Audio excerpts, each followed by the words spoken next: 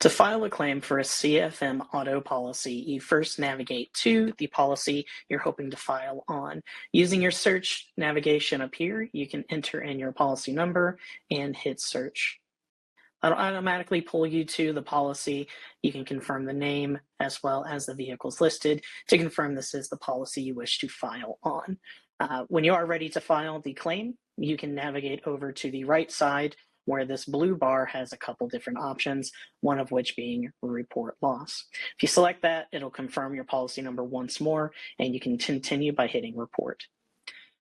Moving on, it'll ask you to select if this is a new claim, storm claim, or theft claim. 99% of the time, this will just be a new claim. You can then select your date of loss. You can enter it by typing in the date, or if you select the calendar, you can select the date. You want to make sure the date you select is within the policy term. Your policy term you can always confirm is up here. Today we'll just select yesterday, and you can hit continue. If there is a duplicate loss for that date, it will alert you that there is already a loss reported. From there, you can navigate to that loss notice to make sure it is the same accident. If you're confident this is a different accident, you can hit continue and push past it. Once you navigate to this screen, this is where you can enter in all the loss details that you have available for the accident. This will include lost time, who's reporting it to you, details of the accident, as well as confirming contact information. For starters, I will put in who this claim is reported by, which would just be the insured. And it was reported to me, the agent. Navigating further, you can see our next box is for the lost cause. This will generate a couple different options you can choose from, whether it be a collision, explosion, falling objects, hail, lightning. If none of these options fit what you're looking for, you can select other. Some of these options will generate a secondary dropdown for a sub-loss cause. For example, when I hit collision, a second box will drop down and I can select what kind of collision this was. Was it a fixed object? Were we in an intersection? Were we changing lanes? For this example, we will go with a parked loss. After we have our selections, we will make a short description of what happened in the accident, something to the point of what happened: insured, hit, parked vehicle. After we have that, the short description will show up as kind of just a quick once-over if you're looking into claim history, or if a claims adjuster is looking into some quick claims facts. It'll let them know what type of loss this is. We can further go into detailed description to put more information. The insured was driving down the street, looked away, and hit a parked vehicle. Can be more than that, can be less than that, just whatever details you have of the accident. Moving forward, authority contacted. If we do have a police officer that reported out to the accident scene, which department were they with? The Kansas City PD. And if we know what the report number is, we can enter that here. In this case, we don't know the report number, so we do not have to enter it. If you did, that's where you would put it. The comments box is the next, and that can be filled in with any additional details you have regarding the accident, whether that is if you know there was an injury, or if the weather was a certain level of rainy or stormy. For this instance, let's say that there was considerable rainstorms in the area. Maybe this contributes to not seeing a vehicle, looking away, and not realizing that there's going to be vehicles parked on the side of the road. Information that could be pertinent to the claim you can enter into the comments box. Moving further down, information on the policy screen does auto-populate into this box. Your address, your phone number, if there is an email address, a fax number, any information that we have on the policy screen for this customer should auto-populate into these boxes. If you need to make a correction, maybe a phone number needs to be updated, or you need to include a secondary phone number, you can do that here. If no changes are made, you can just move past it. The next box is for our insured's vehicle information. You can see if you click the vehicle, you're given a drop down that includes the policy vehicle, as well as a couple other options. Starting over. Further down, if you look in the automobile information page, you can select information for our insured vehicle. If you select this dropdown, you can see there are listed insured vehicles, as well as other options for a newly purchased vehicle that may not be on the policy yet, or just a completely different vehicle that's not listed and we don't have any information on. If you select this, these boxes become available to be typed in, so you can enter what kind of vehicle this is, a year, make, and model, as well as a VIN number if you know what that VIN is. If it is the listed policy vehicle, you can select that. And again, these boxes are grayed out. You cannot select them.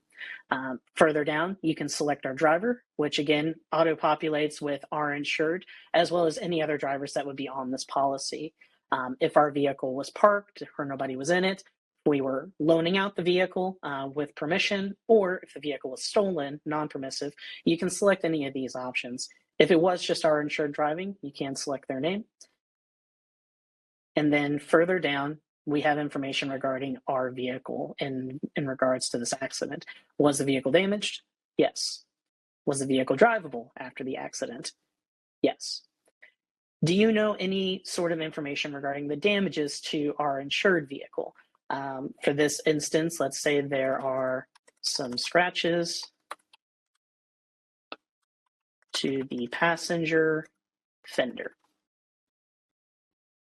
If you know more details, if any airbags deployed, if the vehicle is not drivable, if the vehicle had tires that were blown out, if there's damage all around the vehicle, whatever you know regarding the damages, you can submit into this box. The next box is the vehicle's location.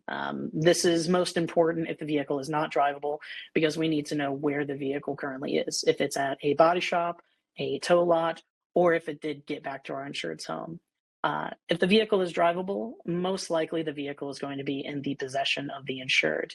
If that's the case, there is a button over here where you can copy insured location, and it will auto-generate this information here. If you know the vehicle is at a different location, you can enter that here, whether that's body shop or what it may be. Otherwise, if you believe it's with the insured, you can copy the insured location. Our last box here is going to be for our loss location. This is where the accident took place. This could be a parking lot, a business, a street, or intersection. You can enter that here. For this example, we'll say it's on 5th Street in Kansas City, Missouri. Do not know a zip code, so I can put in 5 zeros. It will require you put in the zip code. If you know it, just enter it. If not, you can just get by hitting 5 zeros. After you've completed the information on this page and everything is correct, up here, our top will have a couple different options. The first option we're always going to click is Save. Save. You will lock in your options and make sure everything is set. Hitting save will also generate a claimant over here for your insured. It will take over what was listed down here as a driver and put it up here as the insured. Clicking on this name will then give you to the straight information page for the insured, where you can again see the ported over address and phone number. If you have additional information you wanted to add regarding a social security number, or if the birth date is incorrect, or again, if you do want to add in more contact information, you can do that here. Another button that is handy to have is the injury involved button. If our insured or the whatever party you're entering was injured in the accident and you are aware, you can select that box, and a couple other options will then pop up for you to fill out regarding that injury. Injury type, a description, as well as if they are Medicare eligible. For this example, we're not going to do that. If everything is correct, you can again navigate back to your notice screen and you can hit complete. Hitting complete will then prompt you to then have a transaction close out. Any issues that are on the claim that need to be corrected before the file is submitted will generate here. There will be a red X as well as the line saying what the problem is. From there, if you do need to make any changes, there is a button up here for Make Changes, and it will navigate you back to the previous screen where you can make any corrections.